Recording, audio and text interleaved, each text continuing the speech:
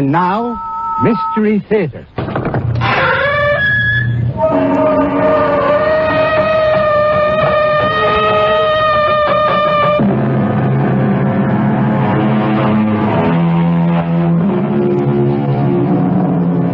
Come in. Welcome. I'm E.G. Marshall. Lend me your fears. It happens now and then that a man will vanish without warning, disappear completely, without leaving a trace. Or a man will suddenly lose his memory. His body remains, but his mind has gone. What is essential in him leaves us, and we are left perplexed, mystified, frustrated. All we have to go on is rumor, speculation, theory. And since we cannot explain it, after a while, we tend to stop thinking about it. Until it happens again. To somebody else. You're back. Oh, my husband, you're back. What? You won't even embrace me. Who are you? Who am I? What kind of question is that? How can you say you're my wife? We've been married for more than 15 years. No, we haven't. What are you trying to say? I'm trying to say that I'm not your husband. You're not my wife. I don't even know you. What's more, I'm not even standing here. How can I be? I haven't even been born yet.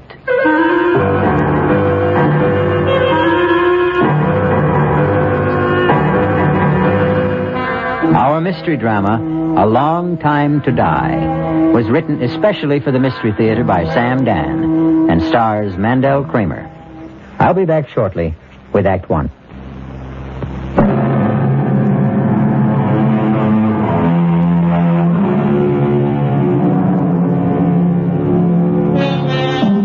His name is Alfred Stewart Ainsley. He's 41 years old. Average height, average weight, average looks. Nothing about to make him memorable. Indeed, he has never in his life done anything to bring him notice from beyond the circle of his immediate family, his close friend, his rather esoteric profession. His name was in the newspaper twice. First when he was born, and then 30 years later when he was married. Right now, his name is on the front pages of newspapers in every country of the civilized world. Alfred Stewart Ainsley, quiet, unassuming, has it in his power to shake the government of the most important country in the world, and perhaps alter the very course of history. Alfred, you want a drink of water? Water? Darling, I know this is difficult, but... Feel okay, Al? No, Jerry, he's not feeling okay. Can't you see there's obviously something wrong with him? Al, what is it? He's pale, he's sweating. Now, look, Al, you're not the one who's being investigated. If you're not feeling well, we can ask for a recess. The chairman's just come in. The committee stands in order. Mr. Ainsley, we will resume with your testimony. You are still under oath.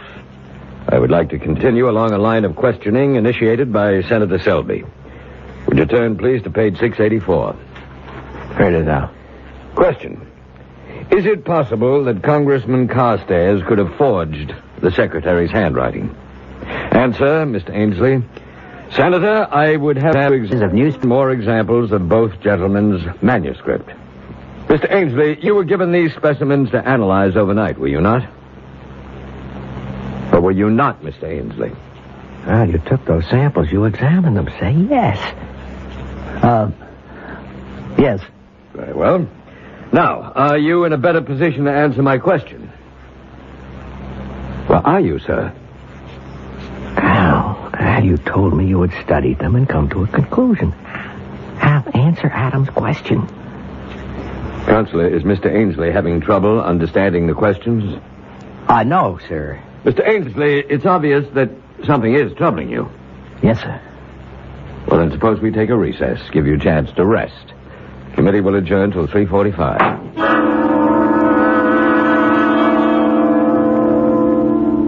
Well, Al? You want to talk to me? I never saw that before. Saw what? A man makes smoke. The way you make smoke. Al, are you serious? We have pipes, and we put the tobacco in the pipe, and that's how we smoke. But you're holding something. What's that called? All right. I can play along if that's how you want it. This is called a cigarette. Cigarette? You mean you never heard of it? No. Well, that's odd. Right here, in your pocket. Put your hand inside your shirt pocket. You have a pack of cigarettes. How long do you want to play this game? It isn't a game. Tell me what it is then, Al. You call me Al. I'm not Al. You're not Alfred Ainsley? No. All right, who are you? My name is Mahatwiki. Yes? In your language, it would be Running Beaver. That sounds like an Indian name. Indian.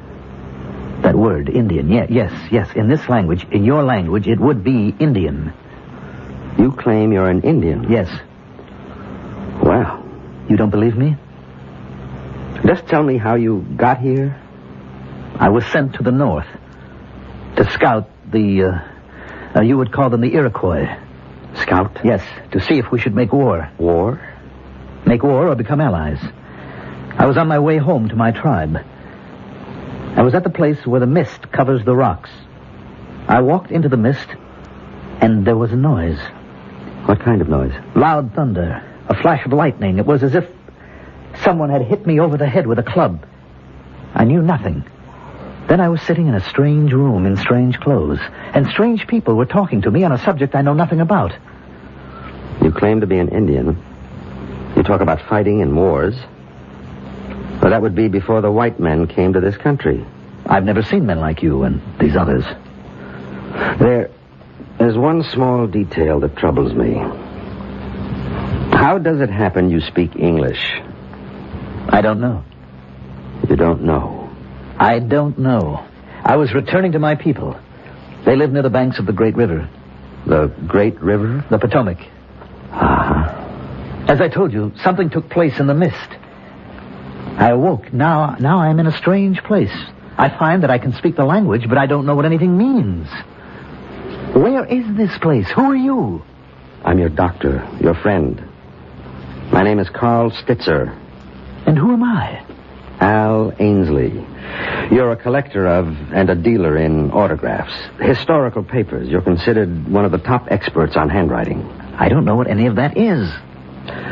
What is it that you know how to do? To track? To scout? To hunt? All right, Al. I've gone along as far as I can. Now, let me tell you something. Your testimony can destroy Congressman Carstairs. I don't know anything about this Carstairs. If you testify that, in your opinion, Carstairs forged those papers, then not only will Carstairs be destroyed, but the principles he stands for will be discredited. You believe in what Carstairs stands for, Al. I am not Al. You're torn, Al. You don't want to examine those documents. I don't even know what documents are. Because if they are forgeries, you will put an end to Congressman Carstairs' political life. And you can't bring yourself to do that. I am a stranger in a strange land. I need a friend. You're afraid to find out if Carstairs is guilty. You can't face the consequences. When a man finds himself in such an intolerable situation, he tries to escape. You're a doctor. In my language, that means a medicine man, a magician. You've escaped to a remote past, to a long-gone, buried, forgotten world. You don't believe me. You don't believe me. Doctor, what is it? Think, Joan. Think carefully. How long have you and Al been married? 11 years. And how long had you known him before that? We were kids in school together back in the first grade. Then you've known him all his life. Just about. Has he ever been interested in Indians?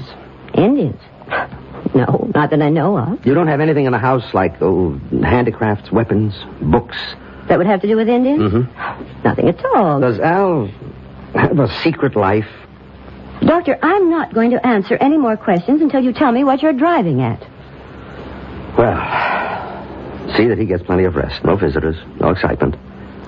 And please keep in constant touch with me. Doctor, can't you tell me anything at all? No. But I do have to ask you one more question. Does he know how to shoot a bow and arrow? Oh, what kind of a question is Just that? answer it. I would say no. Mm-hmm. Well, maybe we better find out.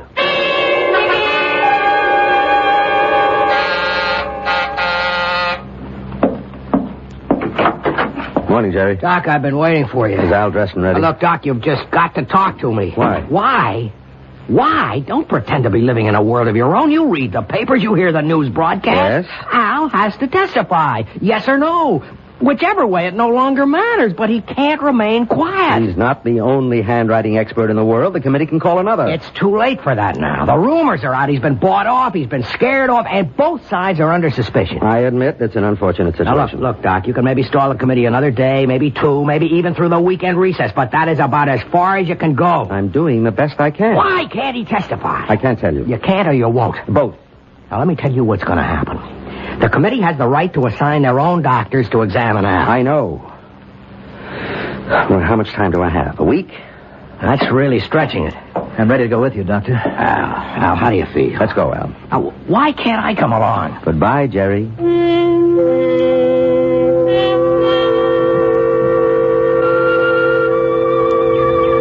A fox has been by here. Is that so? Mm-hmm. You can see his tracks. Well, I can't. This valley looks familiar. And yet, so strange. Where are all the animals? There's no sign of deer or wolf. Where are the animals? If you really are running beaver, you wouldn't believe what's happened. Now, in this box is a bow. A bow? Yes, here's the bow, the strings, the arrows. I've never seen a bow like this one. How strong. And these arrows. I don't know the first thing about it. Is this mine? To keep? To be able to hunt with? Why don't you hit that oak tree? About 60 or 70 yards to the left. Well, that's no shot. The tree is standing still. A child could hit that tree. What's moving? Is there a rabbit or a squirrel, a hawk? No, I'm sorry. There's nothing around. All right, then. I'll put this arrow into the center of the trunk of that small tree on the right. That maple. But that's almost 150 yards. It's an ordinary shot. I'm ashamed of it. But there's nothing else. Right in the center. Well, Doctor? I don't know, Running Beaver. I don't know. How do I explain this? Someone, probably a seasoned politician, said once, when in doubt, tell the truth. That sounds great, in theory. But how would you like to have to tell this kind of truth to a sharp congressional committee? We'll have more of this kind of truth when we return shortly with Act Two.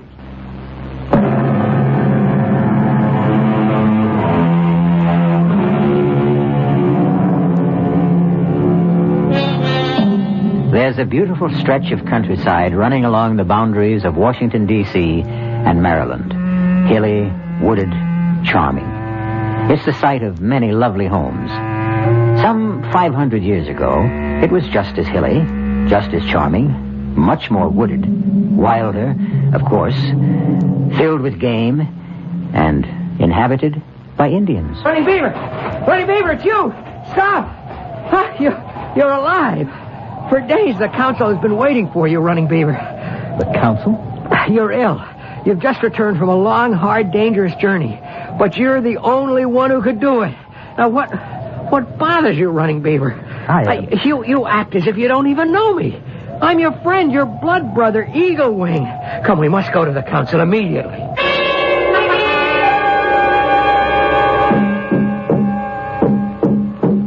Many days ago, the council sent Running Beaver and 3 companions north to the Iroquois nation to determine peace or war. And now Running Beaver returns alone, and we ask him, where are your companions?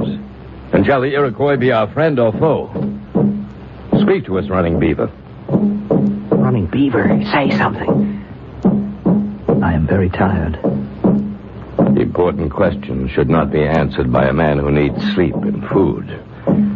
Running Beaver shall return to the council after he has eaten and rested.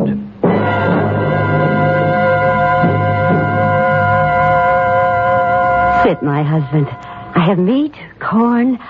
I was so frightened. So afraid the Iroquois would kill you. Sit, rest, and eat. Now, I will tell you the news about the boy. The boy? Our son. He's been chosen for the Wolf Society. You always wanted that. Your mother brought him this bearskin robe. You're not eating. It's not cooked. It's the way you like it. Is something wrong? You don't look right. Perhaps you'd better see the medicine man. The medicine man? Red Bear. He always liked you. There is something wrong. This is not like you. Not to be hungry, to be so quiet. You're frightened. Why are you frightened?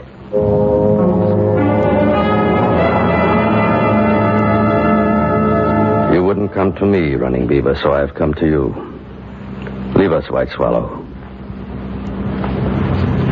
Now, what nature of evil spirit is within you? Was there a spell cast upon you in the Iroquois country? I wonder if I can talk to you. You wonder? Your father was my closest friend. I seem to understand. How, I don't know, but I seem to understand this language. Is that a surprise? This is your language. I don't know what I'm doing here. I don't know how I got here. A spell has been cast upon you. I'm sure you won't believe, but I am not Running Beaver. How can that be? My name is Alfred. In your language, it would mean a wise elf or wise counsel. Excellent name. I come from, well, perhaps it would be this same land, but I live, or shall live, hundreds of years from now. I could tell you stories of great things, of great ships flying through the air, of enormous buildings. I don't even know where to begin. It must be a time of great magic. Unbelievable magic. What a happy time that must be. I couldn't say that it is all that happy. I find that hard to believe. With all that magic. At any rate, I was going to an important meeting of the committee. Well, never mind what that means. I decided to walk to the bus instead of driving my car. I'll explain to you what they are later.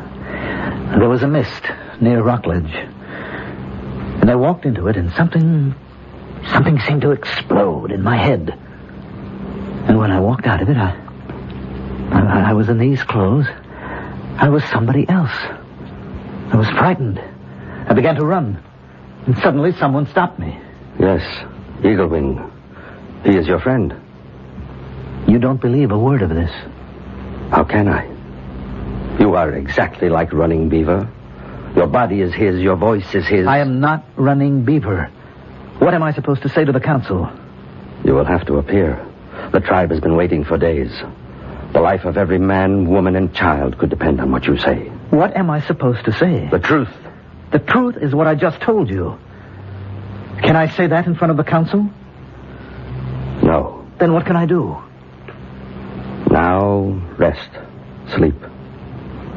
Sometimes the spirits speak to us in dreams. I'll need more than a dream to get myself out of this.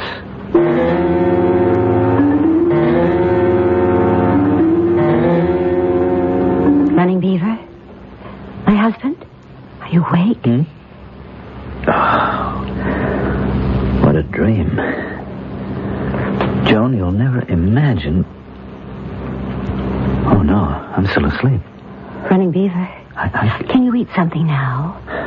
Cold. Oh, here, wear this robe. Your mother made it. My mother?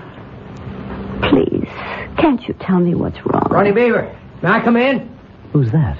Your oldest friend. Do you mean you don't know Eagle Wing's voice anymore? Running Beaver, you must come to the council at once. He's not well. I know he's not well, but there's trouble. Trouble? There's talk all over the village. Now, what happened to the 3 men who went with you to the Iroquois? Did you kill them? Kill them? How could he kill them? They were all his friends. What passed between you and the Iroquois chiefs? Running Beaver, you must tell him. I don't know. I don't know.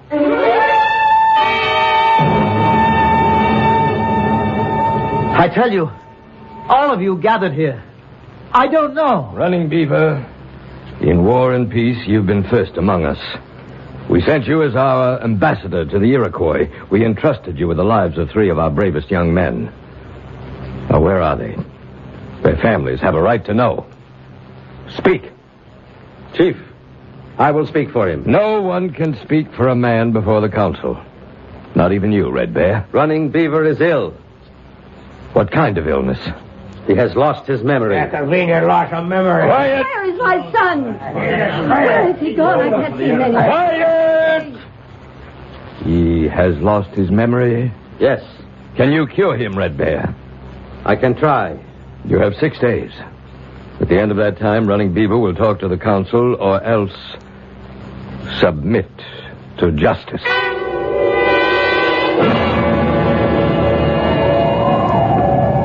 Why did we come out here? I'm so cold. Where is your knife, Running Beaver? Knife? Running Beaver always carries a knife. Well, I didn't think... Give him your knife, Eagle Wing. Why do I want a knife? Eagle Wing, attack him. Attack! But everyone knows Running Beaver can't be beaten with a knife. Let's make sure. I'll only do it if he keeps his knife in a sheath. Now, you know how excited he gets even when we fight in fun. Attack him, Eagle Wing. Have your knife at the ready, but Running Beaver. Look. Are you ready, Running Beaver? Now. What did you do that for? Did I catch you off guard? Look, I am trying to tell you people I am not... Eagle Wing, go back to the village. But I... Do as I tell you. I was never able to do that. Go back to the village. There is magic Yes. here. Yes, I'm going. What did I just see? You saw a man knock me down. You don't know how to fight with a knife anymore. When did I ever know how to fight with a knife? I can't believe it. Just a quiet kid when I was in school. And I suppose you can't shoot with the bow. No. Or throw the lance.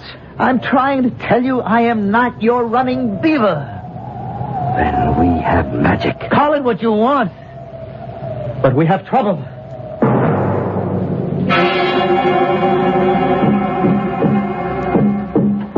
As chief of this council, I call upon Running Beaver to speak.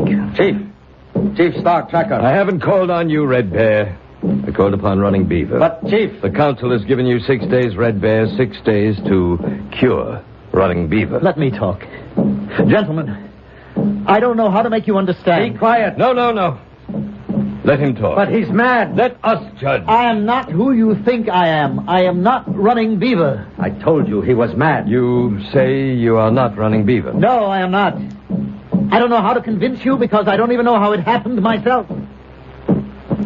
White Swallow, step forward. Yes? Is this man your husband? Yes.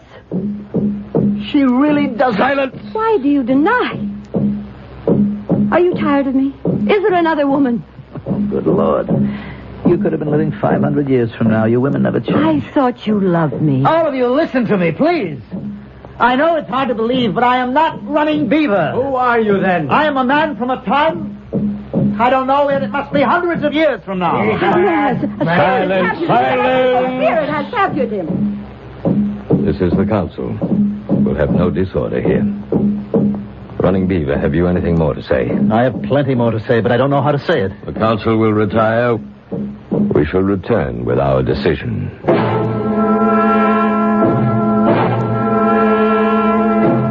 Red Bear, what are they going to do with me? Well, It's not good, is it? it will depend. Depend on what? Star Tracker is a devout believer in magic. I think he believes you. Well, then it can't be bad. But the people are angry, and 3 young men are missing. Probably dead. The people feel it's your fault. But Probably the council will declare that you have been possessed by an evil spirit. it's all nonsense. I'm sure you know what you think. But you asked me what I think. What will happen? The evil spirit will have to be driven out of you. How? Or shouldn't I ask? By fire. By lance. By arrows. You mean they'll kill me? That's how we drive out the evil spirit. Is there anything I can do, Red Bear? I don't know. But I'll try to think.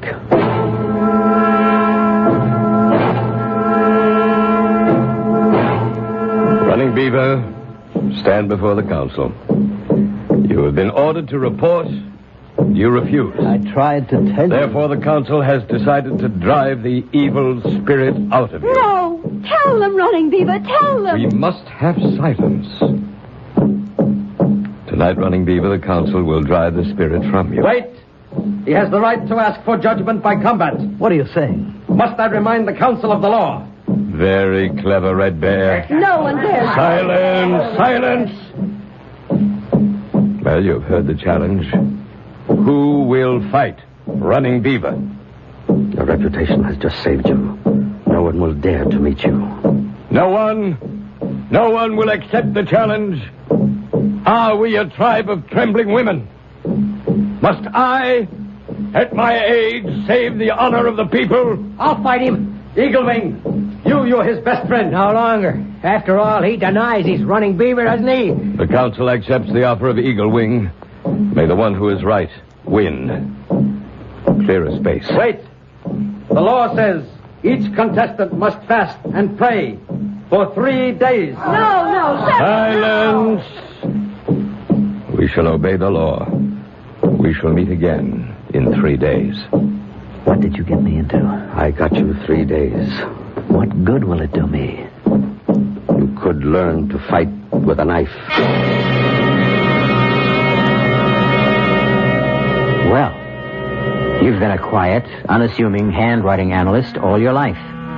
You've never so much as swatted a fly in anger. Now, suddenly, you have to fight to the death with knives, no less. And how is the other fellow doing? The one who has to face the congressional committee? We'll see how it all comes out when we return shortly with Act 3.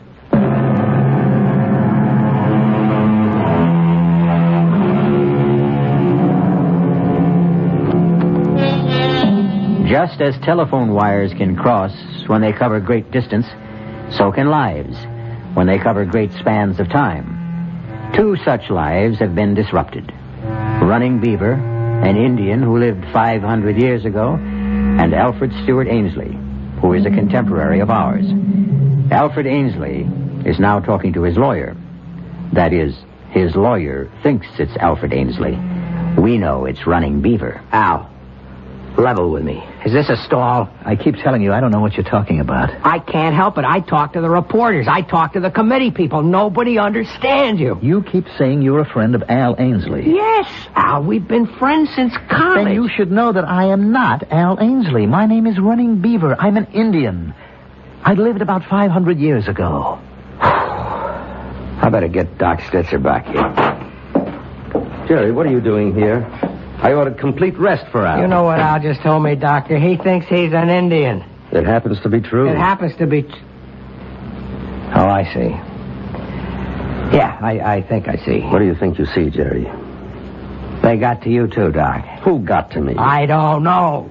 But somebody doesn't want Al to testify. He's been bought off, and so have you. Jerry, I resent the that. The 2 of you concocted this ridiculous... It happens to be true. Do you think that you can sell this to Senator Adams, to the committee, to the news media? I only tell you what I perceive as the truth. Oh, they'll skin you alive. What is he saying, Doctor? Something very unpleasant. That's not the worst. You're going to be finished, Al. Your career will be ruined. You won't have an ounce of credibility left. Jerry, enough for now. No, it's not enough.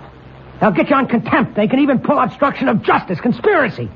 Al, do you realize you can go to jail? Jerry, he doesn't realize anything of the sort. But it should be obvious. It would be, if he were Al Ainsley. Doc, are you crazy, Jerry, this is no time for anyone to lose his head. Okay. Let's be calm. Let's be reasonable. How does a thing like this happen? There's no answer. I've done some research, consulted. And the best I can come up with is... Look, at the speed of light, there's no regular sequence of time. The past, the present, the future, everything is mixed and jumbled up. Everything becomes a storm of pure energy. Doc, what can I do to convince you guys? Sometimes, in rare cases, our thoughts, our ideas achieve such intensity that they, too, become a form of energy and carry our minds into this raging storm. And minds can be mixed up and thrown from one body into another. I can't believe I'm sitting here listening. Whatever the reason, he's not Al Ainsley. Oh, get a hold of yourself. Jerry, now you can't excite him anymore. I'll throw you out of here. You may not have to throw me out. I want to leave. Now, Al, in exactly 3 days, you'll have to appear before that committee. If you value your reputation and your freedom, please think up a better story. Or best of all, tell the truth.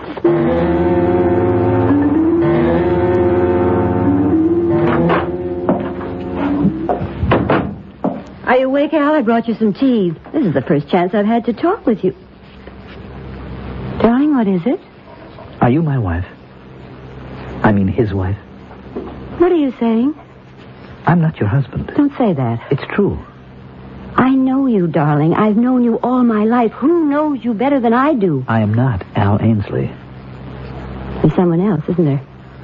Another woman. Please. I knew you were timid, but I didn't think you'd go this far. I have a wife. What? Her name is White Swallow. And we have a son. Al, I don't know what your game is, but you won't get away with it.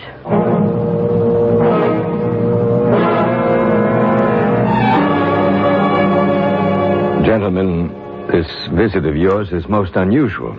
I know it is, Senator Adams. I have no right to conduct committee business privately. Senator, we just wanted to acquaint you with certain facts. And?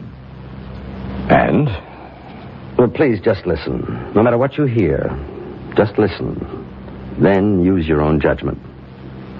Go ahead, Al. Senator, I am not Alfred Stewart Ainsley. You're not. I am running there. I am a Potomac Indian. But this is most unusual. Dr. Stitzer and I, we believe that I lived 500 years ago. Somehow, I have occupied the body of Mr. Ainsley. But though I have his body, I have none of his skills. And that's all. And this is what you want me to believe, hmm? It's the truth, Senator. You'll be at the committee hearings on Monday morning. Senator, didn't you hear... Doctor, I don't believe a word of it.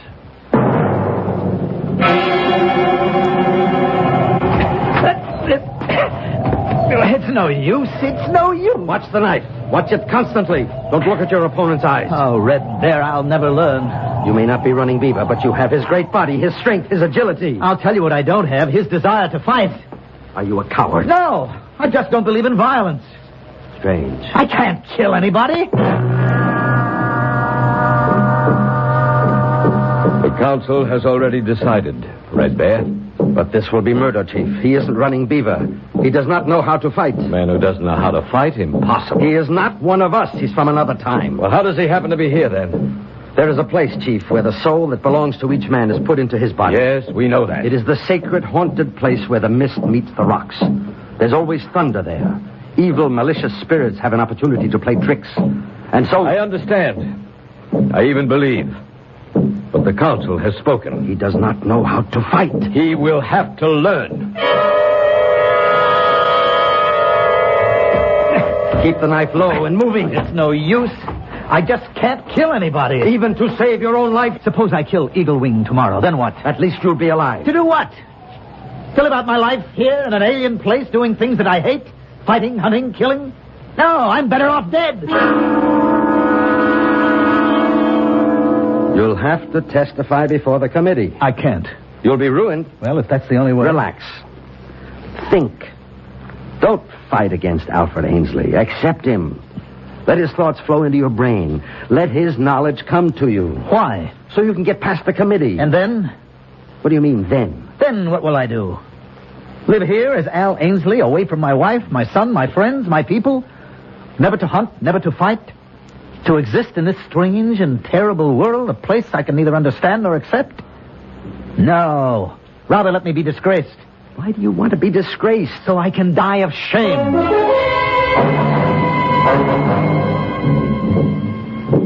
Wake up, Running Beaver. Wake up. It's time to start out for the fighting ground. So early? You still refuse to fight him as Running Beaver would? Yes, I refuse. Why? I told you. I want to die. I know why you would want to die in this life, but I don't understand why you would want to die in your other life. What are you saying? What troubled you? You are a man of trouble. I see that. When you walked into the mist, were you troubled? How did you know? I am only guessing. In your other life, did you also want to die? I'm not sure. Perhaps I did want to. Why? Because I would have to say something that oh, you couldn't understand. It would have to be something you hate? Yes. Yes, I would have to ruin a man that I had always respected. Does he deserve to be ruined? Yes, because he broke faith. And you did not have the courage to do your duty. In other words, you are an even greater coward than I thought. Maybe. Would Would you rather die under Eagle Wing's knife, or... Or what? Or go back? Do your part as a man. Face your responsibility. Go back? Testify against... Isn't that what must be done? Isn't that what truth and justice demand? Yes. Then you'll go back. But how? How can I go back? Are you sure you want to? Yes. You'll do what's required? Yes. You believe it with all your heart? Yes. Yes, I believe it. Now I believe it. Then come with me. Where? To the place of mist. The sacred place. Where you became Running Beaver.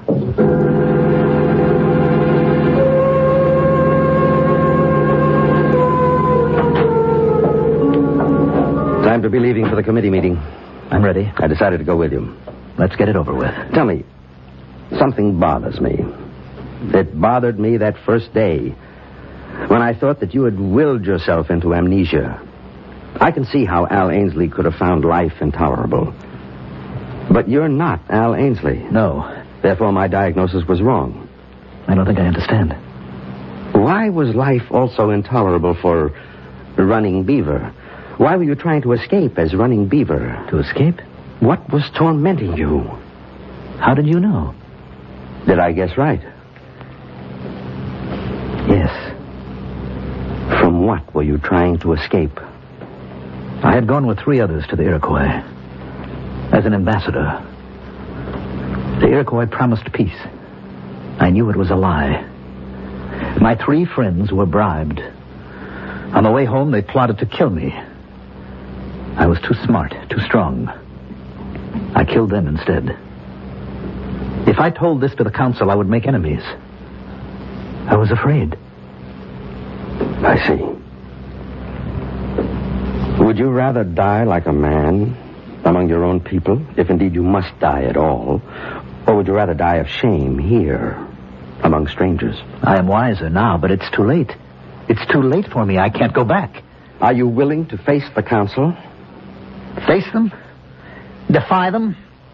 Fight them? Let's go back to this place where the mist covers the rocks. And when we reach it, try to go back.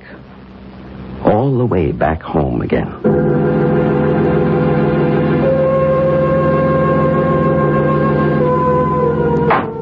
The committee will stand in order. Mr. Ainsley, are you finally prepared to report your findings? Yes, Mr. Chairman. I've studied all the relevant materials, and I am absolutely convinced. I will stake my professional reputation on the fact that the signature is forged.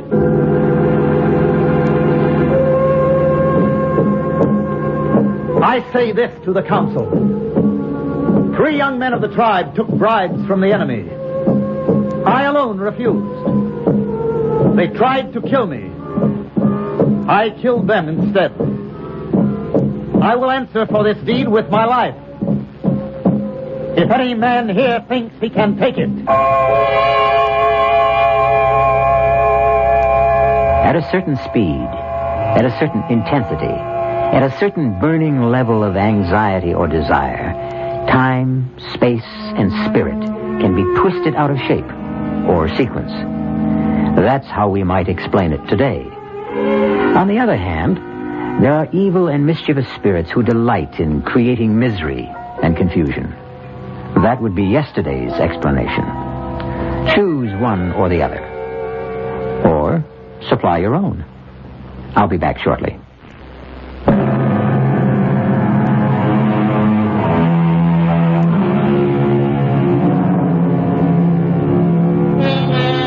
And what's the moral of our little tale? Simply this. Whenever you're desperate for a means of escape from a problem, don't try too hard for an easy way out. You might just be unlucky enough to find it. Our cast included Mandel Kramer, Grace Matthews, Arnold Moss, Nat Polan, and Mason Adams. The entire production was under the direction of Hyman Brown. This is E.G. Marshall inviting you to return to our Mystery Theater for another adventure in the macabre. Until next time, pleasant dreams.